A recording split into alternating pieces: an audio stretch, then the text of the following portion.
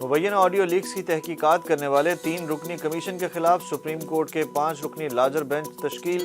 Larger bench کے روبرو آج کیس کی سماعت۔ اٹارنی جنرل نے 5 رکنی بینچ میں چیف جسٹس کی شمولیت پر اعتراض اٹھا دیا۔ چیف جسٹس پاکستان نے کہا کہ حکومت اپنی مرضی کے مطابق کسی جج کو بینچ میں نہیں بٹھا سکتی۔ سماعت کے دوران چیف جسٹس نے یہ بھی کہا کہ 9 مئی کے واقعے کا فائدہ یہ ہوا کہ جوڈیشری کے خلاف جو باتیں ہو رہی تھیں وہ ختم ہو گئیں۔ تحریک انصاف کی رہنما ملیکہ بخاری، مسرت جمشید چیمہ اور جمشید اقبال چیمہ نے پارٹی سے راہیں جدا کر لیں۔ ملیکہ بخاری پریس کانفرنس کے دوران آبدیدہ بھی ہوئیں۔ اسلام آباد میں مسرت جمشید چیمہ کے ہمراہ پریس کانفرنس کرتے ہوئے جمشید اقبال چیمہ نے پی ٹی آئی اور سیاست چھوڑنے کا اعلان کر دیا۔ انہوں نے کہا کہ 9 مئی میری زندگی کا بدقسمت ترین دن تھا۔ خون میں شامل سیاست کو چھوڑنا مشکل کام ہے۔ جمشید اقبال چیمہ کا کہنا تھا کہ پرتشدد واقعات کو نہ روکنے پر خود کو ذمہ دار سمجھتے ہیں۔ ملیکہ بخاری نے کہا کہ مجھ پر کوئی دباؤ نہیں، جیل کی مشکلات کا سامنا کرنا مشکل ہے، دلیری سے حالات کا سامنا کیا، جیل میں میرے ساتھ کوئی بدتمیزی نہیں کی گئی۔ پی ٹی آئی کے ایک اور رکن اسمبلی نے تحریک انصاف سے علیحدگی اختیار کر لی۔ رکن سندھ اسمبلی عباس جعفری نے پارٹی چھوڑنے کا اعلان ایک ویڈیو بیان میں کیا۔ انہوں نے کہا کہ سانحہ 9 مئی کی مذمت کرتا ہوں۔ پاکستان کی بنیاد پاکستان آرمی ہے۔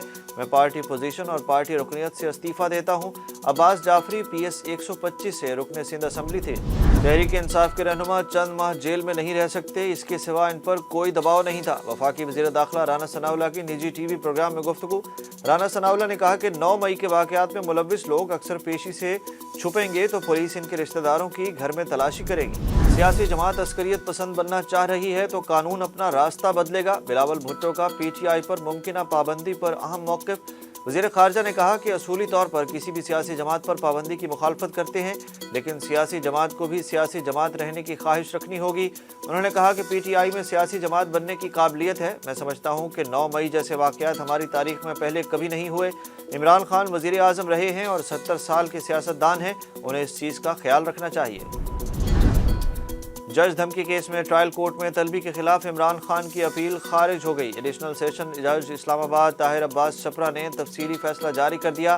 فیصلے میں کہا گیا کہ ٹرائل کورٹ کا عمران خان کو نوٹس غیر قانونی نہیں، اگر ضرورت ہو تو عمران خان اپنا اعتراض ٹرائل کورٹ کے سامنے بھی رکھ سکتے ہیں۔ روس سے رعایتی قیمت پر تیل مل رہا ہے۔ اگلے 15 سے 20 روز میں پاکستان میں روسی تیل ہوگا۔ وزیر مملکت پیٹرولیم مصدق ملک کی نجی ٹی وی پروگرام میں گفتگو۔ وزیر مملکت نے کہا کہ سیاسی جماعتوں کے درمیان تنازعات کو تھمنا ہوگا، رکنا ہوگا۔ ایسے تو کریانے کی دکان نہیں چلتی، آپ ملک کیسے چلا سکتے ہیں؟ گیس پر 1700 ارب روپے کا گردشی قرضہ تھا، ہم نے گیس پر گردشی قرضے کو صفر کر دیا۔ ایل این جی پر بھی گردشی قرضے کو صفر کر دیں گے۔ امن مشن کی 75ویں سالگرہ کے موقع پر اقوام متحدہ نے شہدائے پاکستان کے لیے اعزازات کا اعلان کر دیا۔ جنرل اسمبلی ہال میں امن مشن کے دوران جام شہادت نوش کرنے والے 8 پاکستانی شہداء کو اعزازات سے نوازا گیا۔ پاکستان کے نمائندہ محمد عامر خان اور کرنل افضال احمد نے شہداء کے میڈلز وصول کیے۔ شاہین آفریدی T20 بلاسٹ میں بھرپور پرفارمنس کے لیے پر امید۔ ناٹنگم شائر آؤٹ لاز کی نمائندگی کرنے والے پاکستان کے مایہ ناز فاسٹ بالر شاہین آفریدی کا کہنا ہے کہ T20 بلاسٹ میں بہت اچھے کھلاڑی ہیں، کوشش ہوگی اچھا پرفارم کریں۔ ناٹنگم شائر آؤٹ لاز کے کپتان سٹیون مولینی نے کہا کہ وہ بہت پرجوش ہیں کہ شاہین آفریدی ہمارا بولنگ اٹیک لیڈ کریں گے۔ کوچ پیٹر مورز نے کہا کہ شاہین آفریدی کو یہاں دیکھ کر لگتا ہے ہماری کرسمس ہو گئی ہے۔